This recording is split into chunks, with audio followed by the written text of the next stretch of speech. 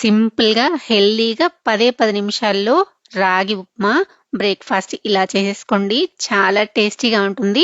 ఉప్మాతో పాటు పల్లె చట్నీ ప్రిపేర్ చేసుకొని తిన్నారంటే చాలా అంటే చాలా బావుంటుంది. తప్పకుండా ట్రై చేయండి. ముందుగా అయితే పల్లె చట్నీ ప్రిపేర్ చేసుకుందాము. 1 కప్పు వేయించిన పల్లీలు, హాఫ్ కప్ ఎండుశనగపప్పు, 4, 5 పచ్చిమిర్చి, ఉప్పు, చింతపండు, 2 వెల్లుల్లి వేసేసుకొని ఇలా మెత్తగా గ్రైండ్ చేసుకొని ఒక గిన్నెలోకి వేసుకోండి. దీనిలోకి కొంచెం వాటర్ వేసుకోండి. ఈ రాగి ఉప్మాలోకి ఇలా చట్నీ పల్చగా ఉంటేనే బావుంటుంది. ఇందులోకి పోపు వేసుకొని ఒకసారి కలిపేసి పక్కన పెట్టేసుకోండి. స్టవ్ పైన ఒక కళాయి పెట్టేసుకొని అందులోకి 2 స్పూన్ల వరకు ఆయిల్ వేసేసుకొని 10 నుంచి 15 వరకు జీడిపప్పు వేసుకొని ఇలా గోల్డ్ కలర్ వచ్చేంత వరకు ఫ్రై చేసి పక్కకు ఒక గిన్నెలోకి తీసుకోండి.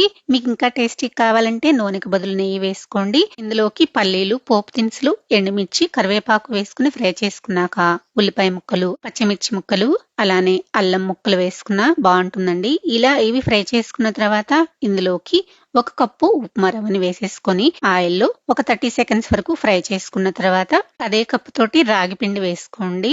అచ్చం రాగి పిండితో చేసుకున్నామంటే అంత టేస్టీగా ఉండదు కాబట్టి ఉప్మా రవ్వతో పాటు చేసుకుంటే చాలా బాగుంటుంది. ఇలా పచ్చివాసన పోయేంత వరకు ఫ్రై చేసుకున్నాక ఇందులోకి 4 గ్లాసుల వరకు వాటర్ వేసేసుకొని కలుపుకుంటూ ఉండాలి. ఉండలేమి లేకుండా కలుపుకున్న తర్వాత ఇందులోకి తగినంత సాల్ట్ వేసేసుకొని ఒకసారి బాగా కలిపేసి సన్నగా కట్ చేసుకున్న కొత్తిమీర, మనం ఫ్రై చేసుకున్న జీడిపప్పు వేసేసుకొని ఒకసారి ఇలా బాగా కలిపేసేసి చివరగా 1 స్పూన్ నెయ్యి వేసేసుకొని మళ్ళీ ఒకసారి కలిపేసేసి స్టవ్ ఆఫ్ చేసి వేడి వేడిగా పల్లీ చట్నీ నెయ్యితోటి సర్వ్ చేసుకోండి. వీడియో నచ్చితే లైక్ చేసి సబ్స్క్రైబ్ చేసుకోండి. Thanks for watching.